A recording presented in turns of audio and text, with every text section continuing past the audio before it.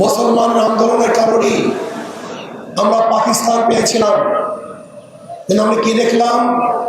বৈষম্য দূর হয় নাই। জুলাই আগস্টের আন্দোলনের পরে আবারও খুন, খারাপি, ধর্ষণ, অবিচার, চাঁদাবাজি, জুলুম, অত্যাচার। মানুষ শান্তিতে নেই, মানুষ মুক্তি পায় নাই, চাঁদা মুক্ত দেশ গঠন করতে পারে নাই। অন্তর্বর্তী সরকারের প্রধান ডক্টর ইউনূসকে বলবো, নির্বাচন নিয়ে ষড়যন্ত্র চলতেছে, নির্বাচনকে পিছনে হটাবার ষড়যন্ত্র চলতেছে। আমি বলবো যথা টাইমে নির্বাচন দিতে হবে। বিসমিল্লাহির রহমানির রহিম। ওয়ালা তাহিনু ওয়ালা তাহজানু ওয়া আনতুমুল আ'লাউনা ইন কুনতুম মুমিনিন। সাদাকাল্লাহুল আলিয়্যুল আযীম।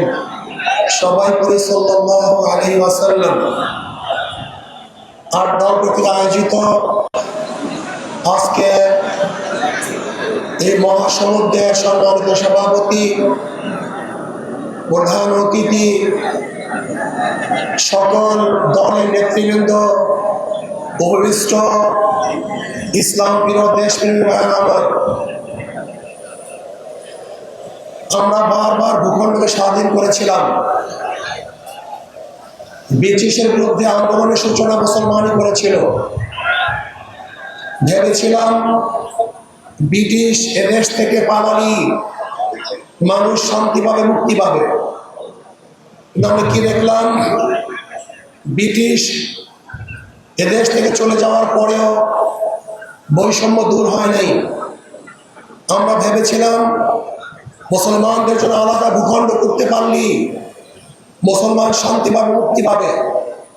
মুসলমানের আন্দোলনের কারণেই আমরা পাকিস্তান পেয়েছিলাম, কিন্তু আমরা কি দেখলাম? বৈষম্য দূর হয় নাই।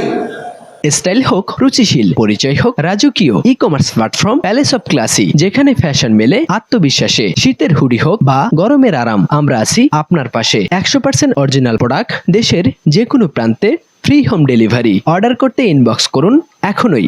Palace of classy, B classy, be confident.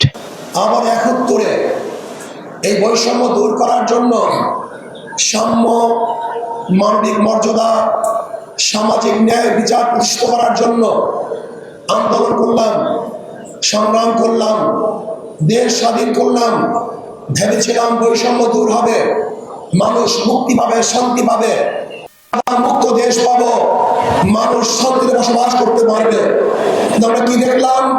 2024-এ July আগস্টের আন্দোলনের পরে আবারও খুন, খারাপি, ধর্ষণ, অবিচার, চাঁদাবাজি, জুলুম, অত্যাচার।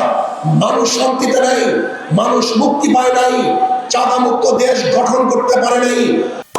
ইসলাম হুকুমত হয়, বাংলাদেশে একটা টাকাও দেশে বাজার হবে না। আমি আশা করি মানুষ দুই ভাগে ভাগ হয়ে যাবে। একদল ইসলামের পক্ষে, একদল মানুষ ইসলামের বিপক্ষে। কেউ দেশের পক্ষে, কেউ ভারতের পক্ষে। আপনি ইসলামের পক্ষে থাকতে চান না বিপক্ষে থাকতে চান? আপনার ভারতের পক্ষে থাকতে চান না বিপক্ষে চান? তাহলে আসুন, আজকের থেকে আমাদের আন্দোলনে ঝাঁপিয়ে পড়তে হবে। প্রত্যেকটা ঘরে ঘরে যেতে হবে, ইসলামকে বিজয় করার জন্য চেষ্টা করতে হবে। যদি ইনশাআল্লাহ আমরা ঐক্যবদ্ধ থাকি, আমি অনেক আগেই বলে দিয়েছিলাম, আপনারা যদি ঐক্যবদ্ধ থাকেন অবশ্যই অবশ্যই ইনশাআল্লাহ আগামীতে ইসলাম ক্ষমতায় যাবেই যাবে, কোনো সন্দেহ নাই। আমি তত্ত্বাবধায়ক সরকারের, অন্তর্বর্তী সরকারের প্রধান ডক্টর ইউনূসকে বলবো, নির্বাচন নিয়ে ষড়যন্ত্র চলতেছে, নির্বাচনকে পিছনে হটাবার ষড়যন্ত্র চলতেছে। আমি বলবো যথা টাইমে নির্বাচন দিতে হবে।